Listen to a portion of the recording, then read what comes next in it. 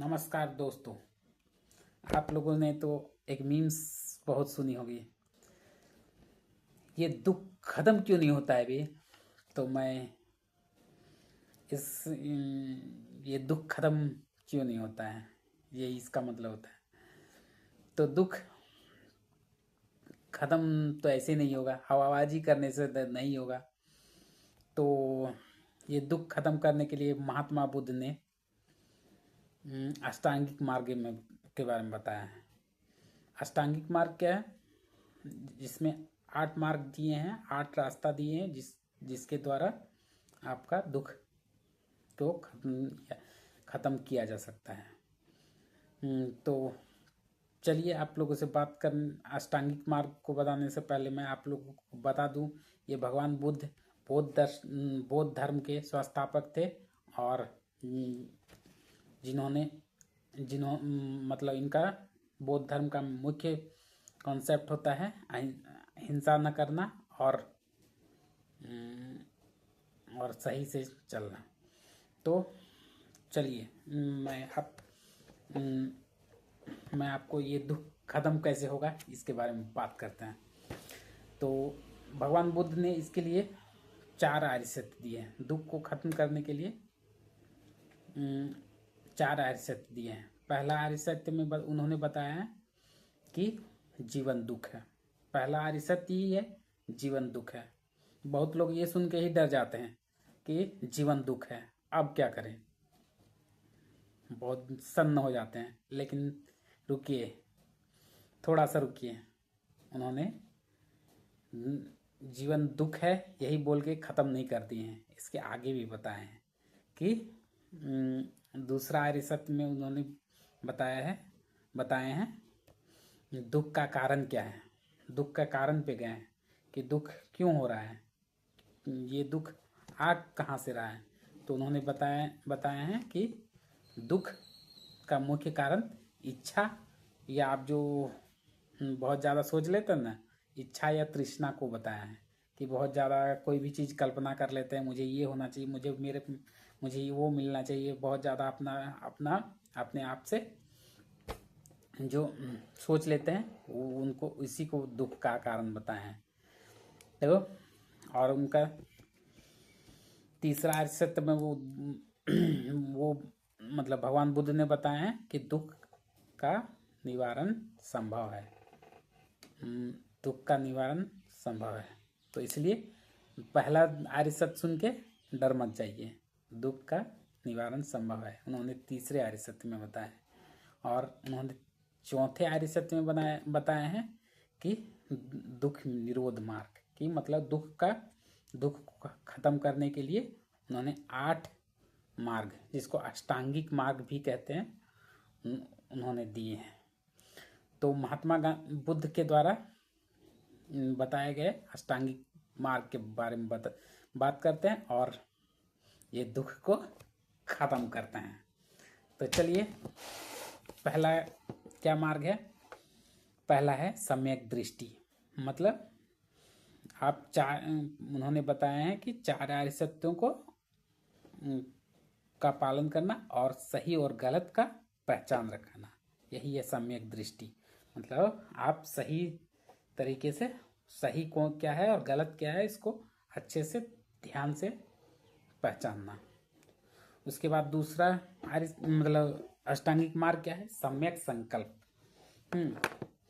मानसिक मतलब सम्यक संकल्प में क्या है? मानसिक और नैतिक विकास के लिए सही विचार रखना और अपना जो मतलब डिटर्मिनेशन, मतलब जो निश्चय किए हैं उसको करना। और यही है सम्यक संकल्प।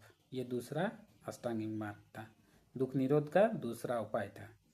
उसके बाद तीसरा उपाय क्या है? सम्यक वाणी।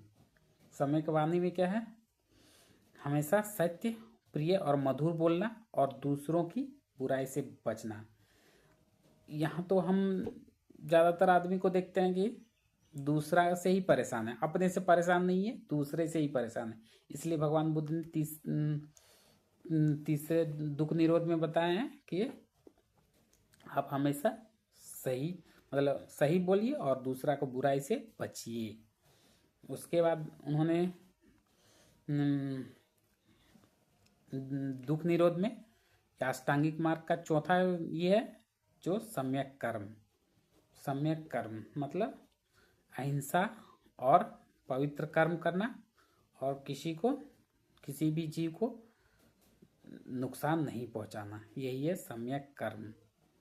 और उन्होंने पांचवा दुख निरोध में उन्होंने पांचवा तरीका क्या बताया, मतलब पांचवा जिसे फॉलो करना होगा आपको अष्टांगिक मार्ग का रास्ता, पाथ जो है सम्यक आजीविका।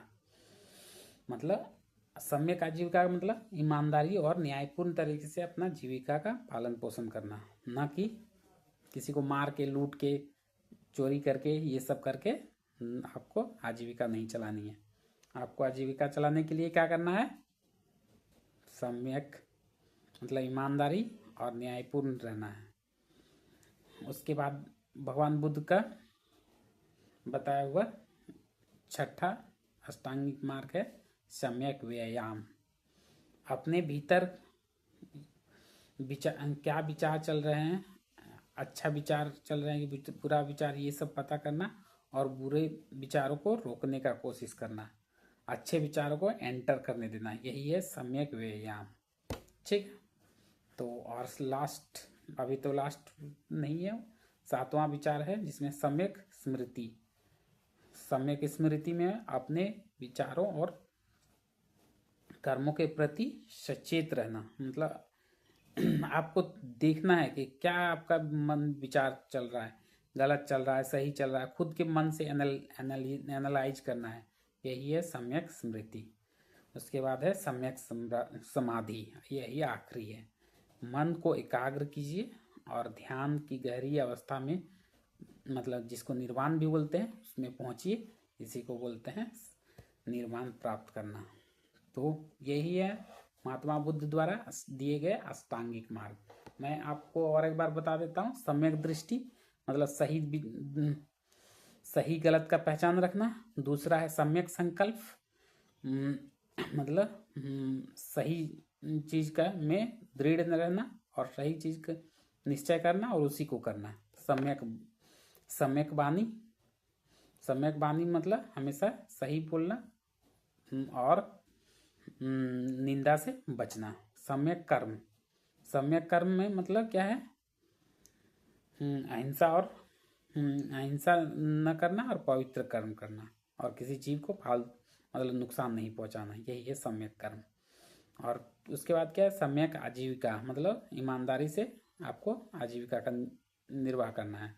उसके बाद सम्यक व्यायाम, आपको अपने विचारों के प्रति सचेत रहना है कि आपके विचार में कहीं गलत तो नहीं हो रहा है, गलत हो रहा तो उसे रोकना, इसी में सम्यक व्यायाम।